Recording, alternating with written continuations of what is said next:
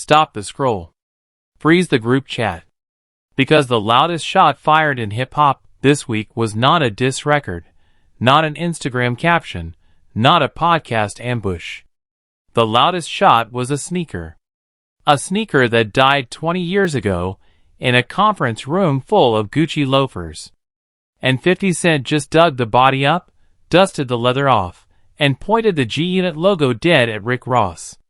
Stay locked in, because by the end of this breakdown, every viewer will understand how $180,000 once died over a pair of shoes nobody in the room was actually wearing, and why the streets are calling this comeback the coldest chess move of the decade. Here is the news, plain and simple.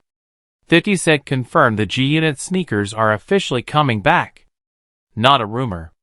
Not a fan mock-up floating around sneaker Twitter. A real, stamped, legacy-level revival. And the rollout language alone told the culture everything. Listen to the wording. You do not bring back a legend unless the legend still means something. Time tested the sneaker. The streets remembered the sneaker. You can change the game, but you cannot rewrite legacy. Some names never fade. Some names just wait for the right moment to remind everybody who started the wave. Read that again, slowly. That is not a product description. That is a declaration of war dressed up like a press release. Because when 50 Cent talks about names that never fade, 50 Cent is talking about 50 Cent. And when 50 Cent talks about reminding everybody who started the wave, every single person who lived through 2003 knows exactly which wave 50 Cent means. For anybody too young to remember, or anybody who forgot how insane the numbers got, here is the context. The original G-Unit sneaker deal with Reebok was not a celebrity endorsement. The deal was a hostile takeover of the entire sneaker industry by a rap crew from Queens. The G6 line did not just sell. The G6 line emptied shelves. Reports from that era put the revenue in the tens of millions, and for a stretch of time, a rap group's sneaker was legitimately trading punches with basketball royalty on the sales charts. Kids who could not name a single New York Yankee could name every member of G-Unit. The sneaker was a uniform. The sneaker was a flag. Lacing up the G6 meant something in hallways from Queens to Compton. And then the whole empire vanished almost overnight. Not because sales fell off. Not because Reebok pulled the plug. Not because the culture moved on. The empire vanished because of one afternoon, one conference room, and one look under a table. And that afternoon is the part of the story almost nobody tells anymore. That afternoon is the forgotten detail that explains everything happening right now. Every joke Rick Ross is cracking, every headline about Costco, every sly comment about high tops. Keep that afternoon in mind, because this breakdown circles back to that room before the outro. So picture the scene, because 50 Cent told this story years later, and the details still hit like a movie script. 50 Cent called a full meeting with the entire G-Unit circle. Nobody got told the agenda. Nobody got told the reason. The crew simply showed up, expecting regular business. Maybe a tour conversation. Maybe a rollout plan. Instead, 50 Cent started walking around the room. Slow. Quiet. Looking down at everybody's feet. Then 50 Cent said 4 words that changed sneaker history. Look under the table. Lloyd Banks was wearing Gucci. Tony Yeo was wearing Louis Vuitton. Young Buck was wearing Fendi. Out of the entire G-Unit roster, the only person in that building wearing the G-Unit Reebok was 50 Cent. Sit with that image for a second. The biggest rap crew on the planet, collecting endorsement checks built entirely on a sneaker, and not one member of the crew actually wore the sneaker. 50 Cent was not just embarrassed in that moment. 50 Cent was standing inside the wreckage of the deal's entire logic. A sneaker company pays for influence. Influence means the crew wears the product. The crew walking into a Reebok meeting dressed head to toe in Italian designer brands meant the influence was theater, and 50 Cent processed that reality in real time, in front of everybody. The line that followed became legend. Now everybody understands why nobody in this room actually gets a check from Reebok anymore. Deal over. And just like that, the check stopped. According to 50 Cent's own retelling, the check was somewhere around $180,000. Gone. Not renegotiated. Not warned about. Cancelled. And the logic was ice cold. Why keep paying for a billboard when the billboard refuses to stand up? 50 Cent said the money could go somewhere smarter. Put the money on a basketball court. Put the money anywhere the money would actually work. That is the moment the G-Unit sneaker died. Not with a press release. With a pair of designer shoes hiding under a conference table. Now here is why the forgotten detail matters so much in 2026. Every headline about this comeback is missing the real story. The comeback is not a nostalgia play. The comeback is 50 Cent reopening the exact wound that afternoon created, except this time with 20 years of business scars as armor. The man who watched a deal collapse because of a loyalty failure is not bringing the sneaker back for vibes. 50 Cent is bringing the sneaker back to prove the lesson God learned, and to collect on a debt the culture forgot was still owed. Think about what that afternoon actually taught. 50 Cent: product without loyalty is decoration. Fame without discipline is noise. A crew that cashes checks but will not wear the uniform is not a crew. Every empire 50 Cent built after that meeting, the television empire, the spirits empire, the touring empire, carried the fingerprint of that conference room. Ownership over endorsement. Contracts over handshakes. Receipts over reputation. The sneaker coming back is not merch. The sneaker is the receipt. Meanwhile, in the opposite corner, Rick Ross smelled blood in the water and did what Rick Ross does best: turn the moment into stand-up comedy. Ross jumped in front of a camera with the energy of a man who had been waiting years for this exact headline. The Costco line came out first. Ross told the world the G-Unit sneakers were headed straight to Costco, baby. Wholesale pricing. Bulk packaging. Parked next to the rotisserie chickens and the 50-roll paper towels. That joke landed because the joke was surgical. Ross was not clowning the sneaker. Ross was clowning the prestige. The whole point of a legend comeback is exclusivity, and Ross dragged the legend straight into the discount aisle with one sentence. Then Ross went even more personal. Ross claimed the Lloyd Banks high top was better than all the other G-Unit sneakers, a compliment wrapped around a grenade, because praising Banks in the middle of a 50 Cent announcement is not praise. That is a wedge. Ross knows exactly how the G-Unit family tree fractured over the years. Ross watched every branch crack in public. So Ross shook the branches on camera, on purpose, smiling the whole time. And then Ross dragged Eminem into the frame. The taunt about 50 Cent supposedly having new music on the way with Eminem got flipped into a joke about priorities, basically telling 50 Cent to focus on the footwear, since the music side was not moving the way fans expected. Read the subtext of that jab. Ross was not talking about sneakers anymore. Ross was questioning whether the comeback had any muscle behind the marketing at all.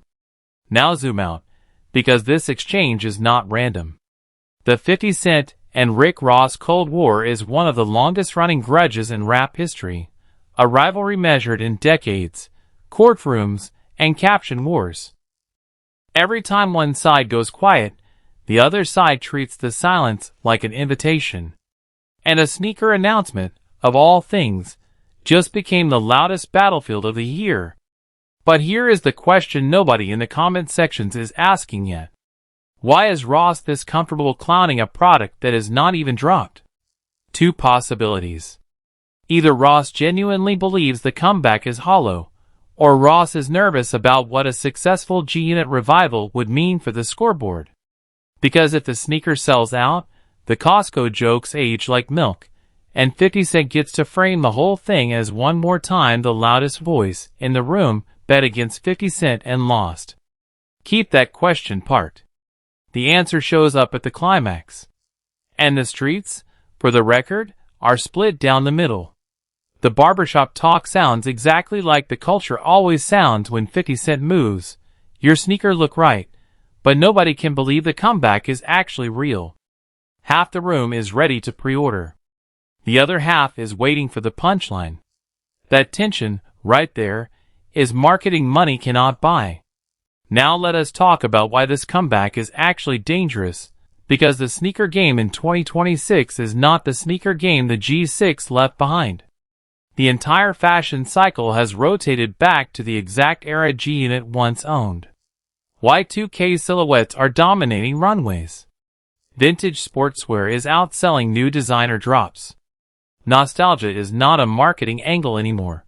Nostalgia is the whole economy. Legacy sneaker revivals have been printing money for every brand brave enough to reach into the vault. The culture is literally begging for the early 2000s to come back, and 50 Cent owns one of the most recognizable relics of that entire era. Timing like that is not luck. Timing like that is surveillance. And notice what the rollout got right before a single pair hit a shelf.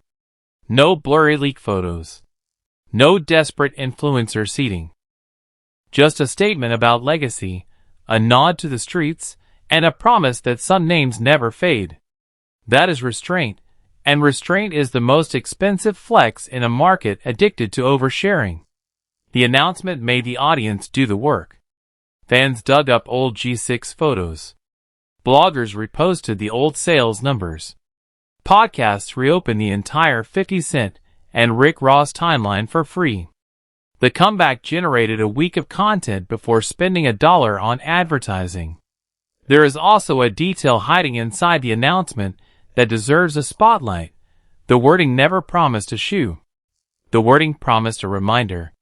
You can change the game, but you cannot rewrite legacy. That line is aimed at every executive who ever counted 50 Cent out, every rival who ever called the brand finished, and yes, every crew member who ever showed up to a sneaker meeting wearing somebody else's sneakers.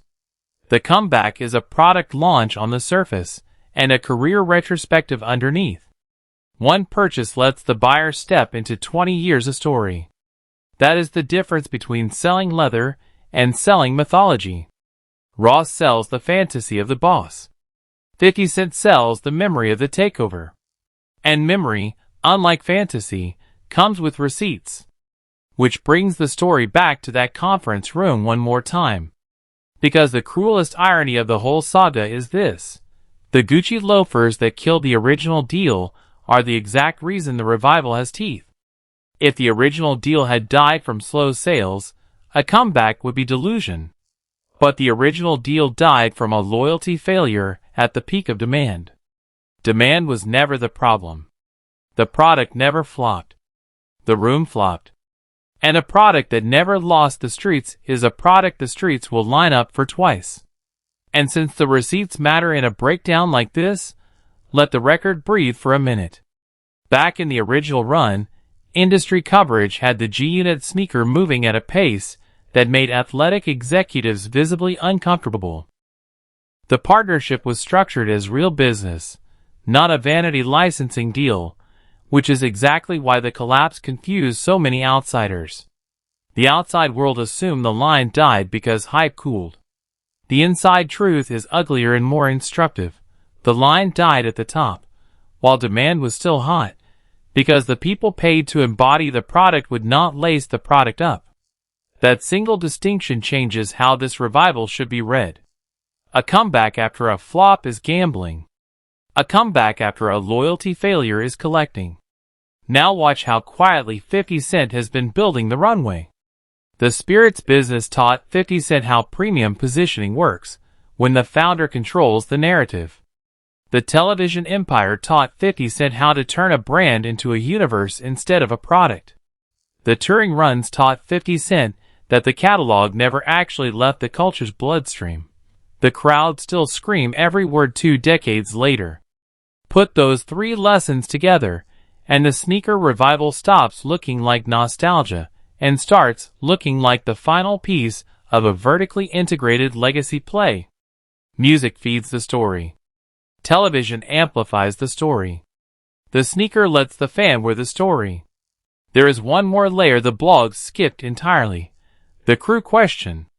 The original deal died because the crew failed the uniform test. So the real suspense of this revival is not design, not price point, not distribution. The real suspense is who gets photographed in the first rollout wave. Every former member of that conference room is now a walking headline. If Lloyd Banks appears laced up in the high top Ross praised, the compliment gets confiscated and converted into marketing. If the reunion never happens, the silence itself becomes the story. Either way, 50 Cent controls the narrative, because 50 Cent learned in 2006 that the photograph matters more than the product. The streets do not remember the stitching. The streets remember who was wearing the shoe when it counted. That is the chessboard. Ross moved a pawn with a Costco joke. 50 Cent moved the entire board with a legacy statement. And somewhere right now, a marketing deck exists with a slide that says exactly what the rollout said. Some names never fade, they just wait. One more thread deserves daylight before the verdict, because it explains why the story detonated so fast. The age of the audience watching it. The fans who stood in line for the original G6 are adults now, with adult money and adult nostalgia. The fans discovering the saga for the first time are watching it play out like a prestige drama, with a 20-year cold open. 50 Cent's announcement managed to speak to both audiences in the same breath. To the older crowd, the message was, "Remember who ran this." To the younger crowd, the message was, "Here is a legend with an origin story you can still buy into." 2 generations, 1 product, 0 discount aisle energy required. And notice the discipline in what 50 Cent refused to do. No direct name drop of Ross. No response to the Costco line. No engagement with the Lloyd Banks bait. 20 years ago, the 50 Cent response would have been immediate and radioactive. This version of 50 Cent let the rivals spend a whole news cycle attacking a product announcement, while the product announcement quietly trended on its own terms. That is the conference room lesson applied to beef itself. Never let anybody else pick what the room is looking at. Ross wanted the culture looking at a punchline. 50 Cent kept the culture looking at the legacy.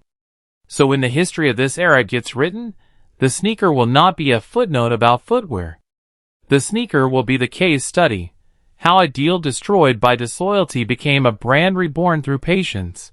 How a rival's jokes turned into free distribution. And how the man who once shut the checks down over a pair of Gucci loafers waited 2 full decades for the culture to come back around and ask for the shoe again. And because every great rivalry story deserves a what if, run the alternate timeline for a second. What if everybody in that conference room had been wearing the Reebok that day? The deal lives. The checks keep clearing. The G6 possibly becomes the blueprint every rap crew copies for the next decade, and the G-Unit brand maybe never fractures the way the brand eventually did. One afternoon of designer loyalty potentially cost the crew a generational business. That is not hindsight exaggeration. That is the math of what endorsement money plus momentum was worth at that altitude. The cruelest part of the forgotten detail is not that the deal died. The cruelest part is how easily the deal could have survived. Lace up, sit down, smile for the camera, collect forever. The conference room kept all of its receipts. Which is exactly why this revival reads less like nostalgia and more like a correction. 50 Cent is not chasing a trend the culture handed 50 Cent. 50 Cent is finishing a sentence the culture interrupted 20 years ago. The market conditions, the nostalgia economy, the rival feeding the story-free oxygen with Costco jokes, the 2-generation audience, the vertically integrated empire waiting to amplify the drop. Every single condition the original launch never had is suddenly stacked in the comeback's favor. The only condition that existed back then, the only one that mattered, was loyalty, and the founder already proved exactly what disloyalty costs. Watch the rollout for one tell, because the tell is coming, and the tell will be loud. The first official campaign image, the first frame the brand chooses to show the world after 20 years of silence. If the framing is feet first, a table, a room full of laced-up circles, the message will be unmistakable to anybody who knows the lore. The brand would be telling the conference room story without saying a word, letting the insiders smile and the newcomers lean in and ask what everybody is looking at. That is how mythology gets manufactured in real time, and that is why the loudest shot of the week was a shoe. So here is the climax, the answer to the question parked earlier. Rick Ross is not clowning a sneaker. Rick Ross is trying to write the ending before the ending arrives. That is the oldest trick in the rivalry playbook. Get the joke out first. So if the thing succeeds, the joke was prophecy, and if the thing fails, the joke was prophecy. Ross framed the Costco aisle, so the culture would laugh at the comeback before the comeback could speak. That is not comedy. That is defense.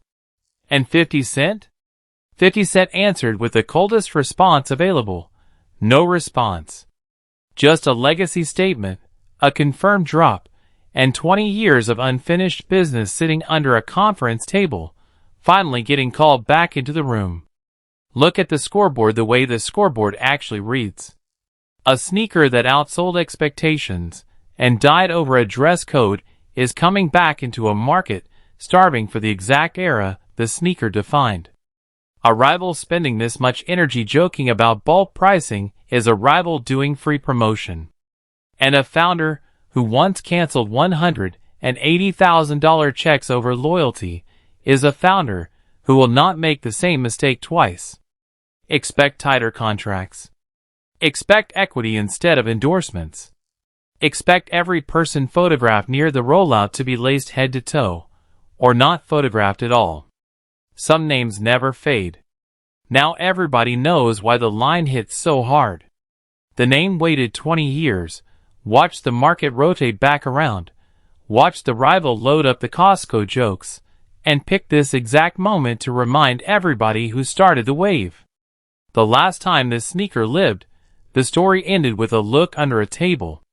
This time, the whole culture is the room, and everybody is already looking down at everybody else's feet. So drop a verdict in the comments. Is the G-Unit revival a guaranteed sellout, or is Rick Ross right about the discount aisle? And be honest, whose feet would survive the under-the-table check today?